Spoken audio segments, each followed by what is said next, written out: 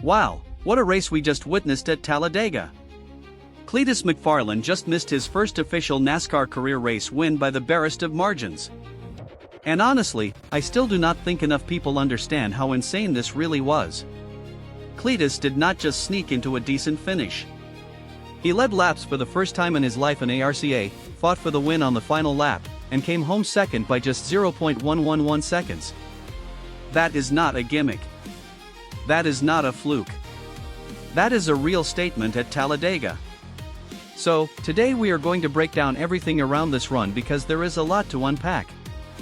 We are going to talk about how close he came to first place, how he led the race for the first time ever, how the race unfolded from start to finish, what happened before the green flag, including his new paint scheme and starting spot, how Cleetus reacted when he got to the lead, what happened to Squirrel McNutt in the huge crash, what went wrong on the final lap, what Cleetus said after the race, what Carson Hocevar said to him, how other drivers reacted, and then we will finish with where we are going to see him race next.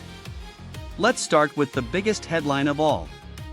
Cleetus McFarland missed winning this race by 0.111 seconds. That is it. A tenth of a second. Barely more than a blink.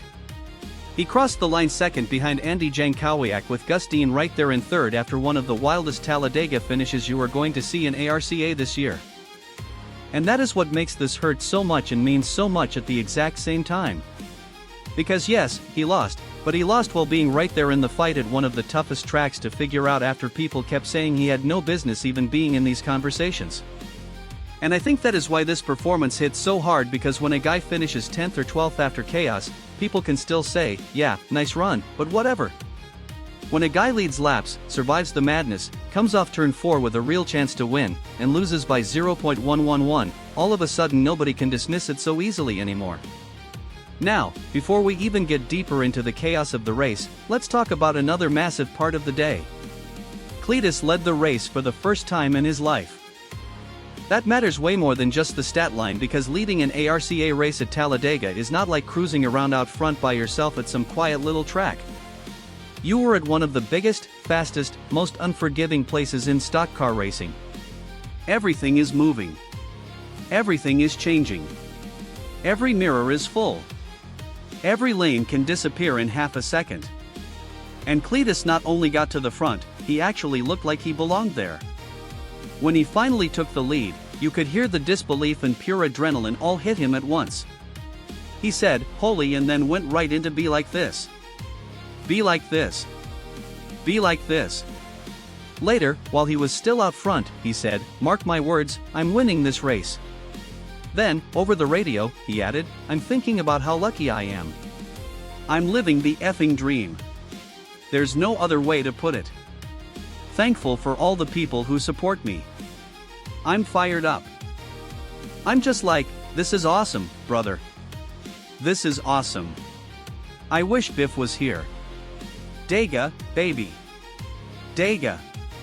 That right there is why moments like this connect. It was not polished. It was not corporate. It was just raw. It sounded like a guy who could not believe what his own life had turned into in the best way possible. Now, let's back up and talk about what happened before the race, because the setup to this whole thing also made it even crazier. First, Cleetus did not start near the front. Because of weather issues, the lineup was set by owner points, and that put him in 20th. So, from the jump, this was not going to be handed to him. He had work to do, and a lot of it. Second, he showed up with a brand new look. In the image you attached, the number 34 had that bright, screaming green Mr. Sam Spraywax paint scheme on it, and it absolutely stood out. It looked loud, funny, bold, very online, and somehow still race-ready all at once. It fit Cleetus perfectly. And with Talladega already being one of those places where image and energy matter, that paint scheme added even more attention to the run before the race even started. And then, there were the doubters. I only want to spend a minute here because Talladega really answered most of it for him. But just recently, Kyle Petty said, "Don't come here if all you are is an internet sensation because you've got no place on a racetrack." That quote was everywhere. And after what Cleetus just did, that one is going to get replayed a lot. Because whatever you thought of him before, this was not some clown show performance. This was not a guy just getting lucky and staying out of the way. This was a driver moving through the pack, making real moves, leading laps, and nearly winning at Talladega. Now, let's get into how the race itself unfolded, because the way Cleetus got to the front is a big reason this run felt so real. From the start, he did not sit around trying to survive. He started 20th and quickly moved into the top 10. Then he kept going. By the competition break, he had already worked his way up to second. That alone was enough to get people paying attention, because now it was not just some decent recovery drive. Now, he was right there in the serious part of the race. And what stood out to me watching it all unfold was that he did not look panicked. He looked busy, but not overwhelmed. There is a difference. He was making moves, reading runs, taking pushes, and putting himself in places where if you are not comfortable, you usually either bail out or wreck. He did neither. Then came the restart, where everything changed. His team had been talking him through the rules and what to do on the restart, and Cleetus answered in the most Cleetus way possible, saying he loved nothing more than a good old drag race. Then he went out and proved it. On that restart, he got side by side with Gio Ruggiero, took a push, and surged to the front for the first lap's lead of his ARCA career. Then the race just kept throwing punches. He led. He lost the lead. He got it back. He kept fighting. There were restarts, shoves, lane changes, and near misses everywhere. And through all of that, he kept showing that he was learning in real time. That is one of the most interesting parts of this whole story, honestly. Because after the race, Cleetus did not act like he had everything figured out. He actually broke down what he was still learning and where he still needs to improve. He said, "I gained a lot of confidence today, because when you're rubbing like that at 180, you realize you can actually move the car around a lot. And I learned more about drafting than anything, because when I was tight, it was usually because someone was on my bumper. And that moment where I got into the 97 coming out of turn 2 showed me that if someone is pushing you hard, you have to expect the car to get super tight where you're going to run out of steering." That is the quote of someone who was processing the race like a driver, not just reacting like a content creator. Then he added, "I think the hardest part on a super speedway is having the patience to wait for the guy behind you, and it's just so much chaos. And I'm starting to get the car control down, so that's not so much of an issue for me, but probably just making decisions that don't suck." That line is funny, but it is also honest, and it tells you exactly where he is in his development. The car control is improving. My confidence is improving. The decision-making under pack racing pressure is still the next step. Then came the huge crash, and that is where the race took a hard turn emotionally, too. There was a massive pileup late that wiped out several drivers, and one of the biggest names caught up in it was George Siciliano, better known to most fans as Squirrel McNutt. Squirrel ended up out of the race in 29th after getting destroyed in that wreck. And that had to sting, because so much of this whole Talladega weekend had that fun, shared YouTube energy around it. So, while Cleetus was still somehow alive in the battle for the win, one of his closest guys in the event was done. And the thing about Talladega is you do not really get time to sit with any of that. You just get reset, re-wrecked, and thrown back into the madness again. That led to the final lap. And this is where the whole race became heartbroken.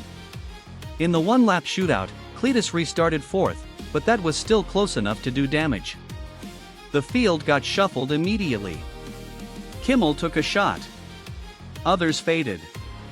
Cleetus found momentum exactly when he needed it, and suddenly he was back in the fight exiting the final corner. Then it all came down to a split-second choice. Cleetus and Music Gustine got together, started banging doors, and that little bit of contact slowed both of them just enough for Andy Jankowiak to rip around and steal the win. And afterward, Cleetus did not dodge responsibility. He said, "At the end of the race, I think I needed to calm down and wait for my help, and I didn't do that. So, I ended up making the move on my own, and that's probably why I finished second instead of winning." Then he explained the bigger lesson even more clearly. You cannot win this race making decisions completely on your own, because your help matters more than anything, and that's something I understand a lot better now after today. That is such a massive takeaway, because yes, he lost the race there, but the way he explained it showed that he actually understood why he lost it. And that is the kind of lesson that turns a crazy close call into something useful the next time you are in that same spot. After the race, Cleetus was emotional, but still unbelievably upbeat. He said, "Probably the coolest damn thing I've ever done in my life. I did it for Greg Biffle. It was absolutely amazing. And honestly, it was way easier being in the front than the back, which was nice to finally experience because I was just trying my absolute hardest to do everything right, even though I still made some mistakes.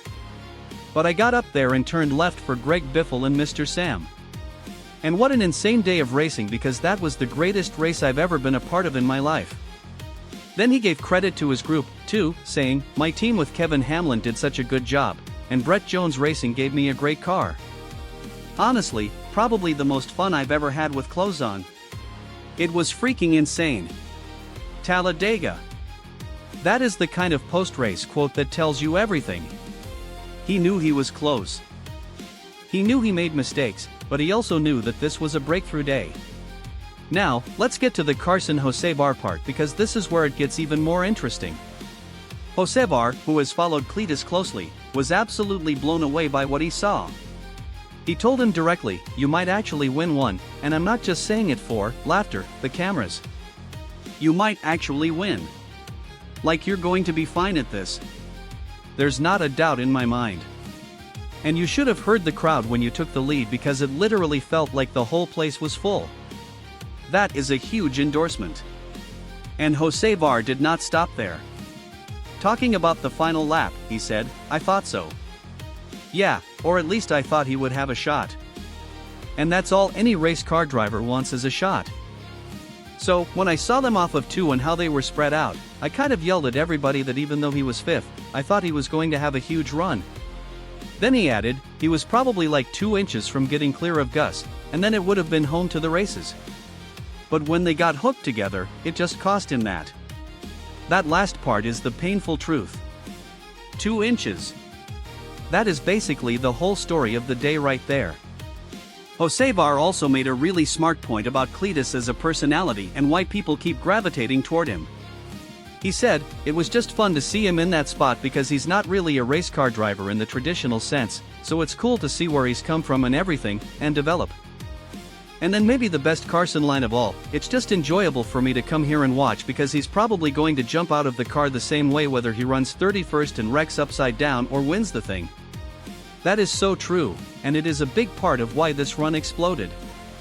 Now, the other drivers reacted, too, and the overall tone was way more respectful than some people probably expected. Jake Ballman said, "To be honest, it's really surprising how good he's really doing with very little experience. Definitely has some car control, right? But definitely just need more laps, right?" That is a meaningful quote because it is not fake praise.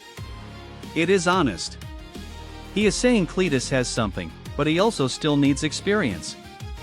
Gio Ruggiero also acknowledged what Cleetus did in the race, saying, "Cleetus was really fun to race with. I felt like he was making pretty good moves the whole race. But when he broke up the top lane, it caught me off guard a little bit." Again, that is respect. He may not be polished yet, but the field clearly is not treating him like a sideshow anymore. So, where do we see Cleetus next? For now, the next big scheduled stock car step is Nashville, where he is expected to get back in the O'Reilly car and keep building from here. And after a run like this, I think it is obvious the energy around that return is going to be way different now. Before Talladega, a lot of the conversation was about whether he belonged. After Talladega, the conversation has shifted much more toward how fast he can actually develop. And that is a massive change. If you enjoyed this breakdown, hit like, subscribe to NASCAR Central, and help us push toward 4,000 subscribers on the channel and 100 likes on this video. And in the comments, tell me one thing honestly. Did Cleetus give away the Talladega win on that last move, or was Andy Jankowiak just in the perfect place to steal it no matter what?